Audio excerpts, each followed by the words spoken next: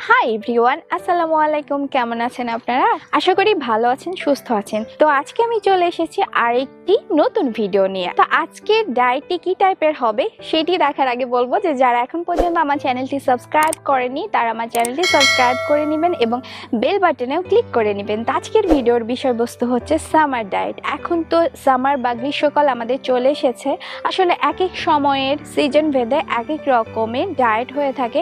তো আজকে আমরা দেখব যে সামারে বা গ্রীষ্মকালে আমরা কি টাইপের ডায়েট করতে পারি। তাহলে চলুন দেখিনি আজকে ডায়েটটা কি টাইপের হতে যায়। অন্যান্য সময়ে ডায়েট থেকে সামার টাইম বা গ্রীষ্মকালীন ডায়েট একটু আলাদা হয়ে থাকে, কারণ গ্রীষ্মকালে আমাদের ফিজিক্যাল অ্যাক্টিভিটি করতে অনেক কষ্ট হয়, সেজন্য আমাদের ক্যালোরি বার্ন করতেও অনেক কষ্ট হয়। তাই সামার ডায়েটে সবসময় ক্যালোরি ডেফিসিট ডায়েট অনুসরণ করতে হয়, যাতে যেভাবে হোক ওজন কম। তবে ক্যালোরি ডেফিসিট ডায়েটের একটা খারাপ দিক হলো যে এটা ঠিকমতো করতে না জানলে মাসেলস কমে যায়। তাই মাসেল যাতে কমে না যায়, তাই সামার ডায়েটে সপ্তাহে অন্তত 3 দিন ওয়েট ট্রেনিং অবশ্যই করতে হবে, আর বাকি দিনগুলোতে নর্মাল এক্সারসাইজ করলেও হবে।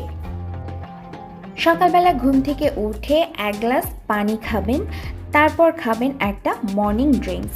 এই মর্নিং ড্রিঙ্কস কিভাবে তৈরি করতে হবে চলুন আমরা দেখে নিই। প্রথমে চুলায় একটা পাত্র দিয়ে 1 গ্লাস মতো পানি দিয়ে দিতে হবে। এই পানিটা যখন ফুটে উঠবে তখন এর মধ্যে 1 টুকরো আদা এইরকম কুচি কুচি করে কেটে এর মধ্যে দিয়ে দিতে হবে। তারপর এর মধ্যে দিতে হবে এলাচ, লং, দারুচিনি আর 1 চা চামচ গ্রিন টি। তারপরে এটি ভালো মতো ঢেকে দিতে হবে আর খুবই লো ফ্লেমে এটাকে 2 মিনিট ধরে ফুটিয়ে নিতে হবে। এই ড্রিঙ্কস কিন্তু আমাদের ইমিউনিটিকে বুস্ট করতে হেল্প করবে। এই যে এটা ভালো মতো ফুটে গেছে, এখন একটা কাপে এটাকে আমি ঢেলে নিয়েছি, ছেঁকে নিয়েছি। তারপর এর মধ্যে 1 চা চামচ আমি হানি মিক্স করে দিয়েছি। তারপর দিয়ে দিয়েছি 1 টুকরো লেবুর রস। যারা ডায়াবেটিক পেশেন্ট তারা হানিটা অ্যাভয়েড করতে পারেন যদি অতিমাত্রায় সুগার বেড়ে যায়, না হলে আপনারা খেতে পারেন। তো এই হয়ে গেল আমাদের মর্নিং ড্রিঙ্কস, আপনারা এটা খেয়ে নেবেন। এরপর আমরা দেখে নিই যে ব্রেকফাস্টে কি খাওয়া যায়। এই জন্য একটা পাত্রে আমি 2টা ডিম নিয়ে নিয়েছি, খোসা ছাড়িয়ে নিয়েছি যেটাকে বলে। এর মধ্যে আমি ছোট্ট একটা টমেটো দিয়েছি আর পেঁয়াজ কলি দিয়েছি। আপনারা যদি চান তাহলে এর মধ্যে পালং শাক দিতে পারেন, বা বাসায় যেগুলো সবজি থাকে সেগুলো খুবই ছোট ছোট করে কেটে, মানে কুচি কুচি করে কেটে এর মধ্যে অ্যাড করতে পারেন। তারপর এখানে আমি পরিমাণ মতো সল্ট অ্যাড করেছি, লবণ দিয়েছি, তারপর দিয়েছি গোলমরিচের গুঁড়ো। তারপর এটাকে আমি ভালো মতো নেড়ে নিয়েছি, মানে মিক্স করে দিয়েছি। এরপর চুলায় ফ্রাই প্যান দিয়ে 1 চা চামচ ঘানি ভাঙা সর্ষের তেল গরম করে দিয়েছি। তারপর এর মধ্যে আমি ডিমের মিশ্রণটা ঢেলে দিয়েছি। এবার একটা ঢাকনা দিয়ে ঢেকে দিব। এ সময় চুলার আঁচটা খুবই লো ফ্লেমে থাকবে। এভাবে ঢাকনা দিয়ে ঢেকে রাখলে এটা অনেকটা সেদ্ধ হয়ে যায় এবং পুড়ে যায় না। 2 থেকে 3 মিনিট এভাবে রাখার পর আমি ঢাকনাটা তুলে নিচ্ছি। এবার আমি এই অমলেটটা উল্টে দিব। এটা খুব সাবধানে করতে হবে, না হলে আসলে ভেঙে যায়। আমার আবার ভাঙা ডিম খেতে ভালো লাগে না। তো এই যে আমার এগ অমলেট রেডি হয়ে গেছে। এটা ব্রেকফাস্টে খেতে হবে, আর এর সাথে ছোট্ট একটা চিনি চম্পা কলা যেটাকে বলে সেটা খেয়ে নিতে হবে। আর চিনি চম্পা কলা যদি না থাকে তবে সাগর কলার অর্ধেকটা খেতে হবে, পুরো একটা না। এছাড়াও আপনি ওটস খেতে পারেন। ওটস রান্না করার পরে অল্প ঠান্ডা করে এভাবে আমের লিকুইড তৈরি করে দিতে পারেন, সেখানে চিয়া সিডস দিতে পারেন, কিছু নাটস দিতে পারেন। এছাড়া আপনি দই কলা চিরা খেতে পারেন। এক্ষেত্রে চিরা নিতে হবে লাল চালের চিরা, আর টক দই নিতে হবে। এবার বলি মিড মর্নিং স্ন্যাক্স বা বেলা 11টার দিকে খিদে পেলে কি খাবেন। এ সময় আপনারা মানে সবার প্রিয় আম খেতে পারেন, একটা আম খেতে পারেন। তাছাড়া আপনারা যদি কাঁঠাল খেতে চান 3 টুকরো কাঁঠাল খেতে পারেন। আমি আছে অ্যান্টিঅক্সিডেন্ট, প্রচুর ফাইবার, এমনকি ভিটামিন সি।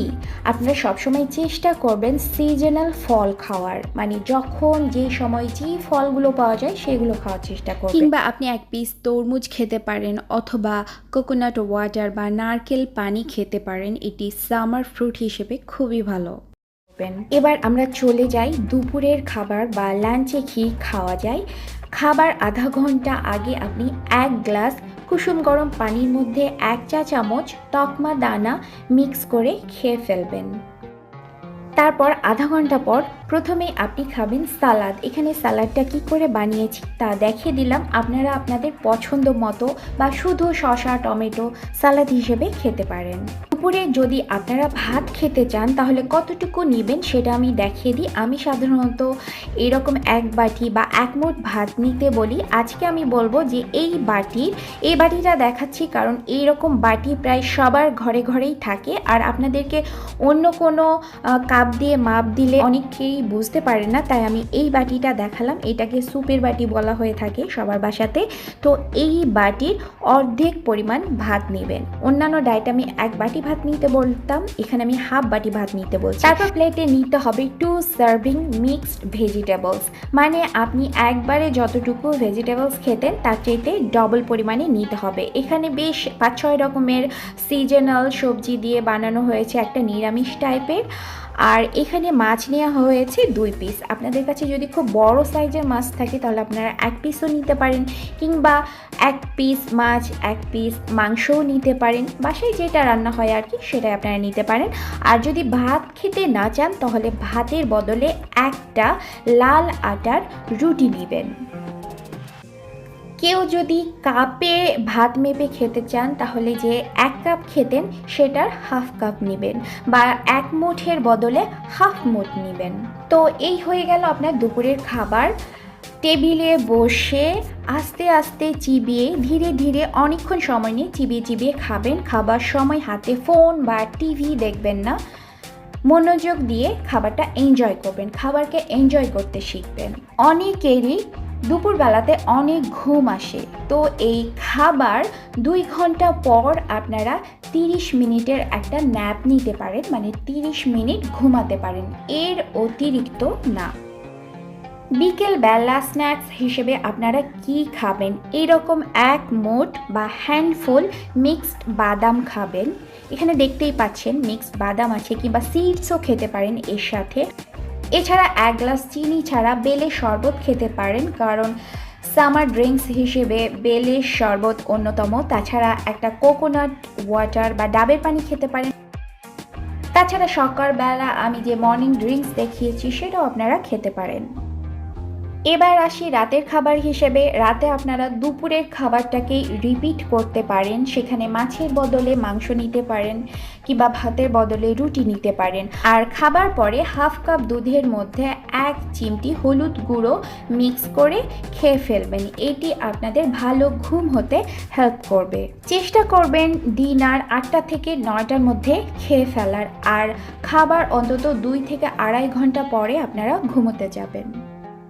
আর রাতের বেলা 8 ঘন্টা ঘুমাবেন, কারণ ভালো ঘুম না হলে কিন্তু আপনার ওজন কমবে না।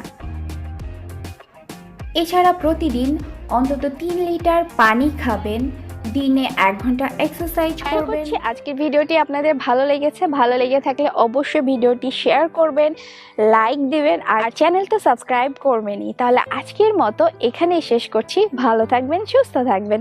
আল্লাহ হাফেজ।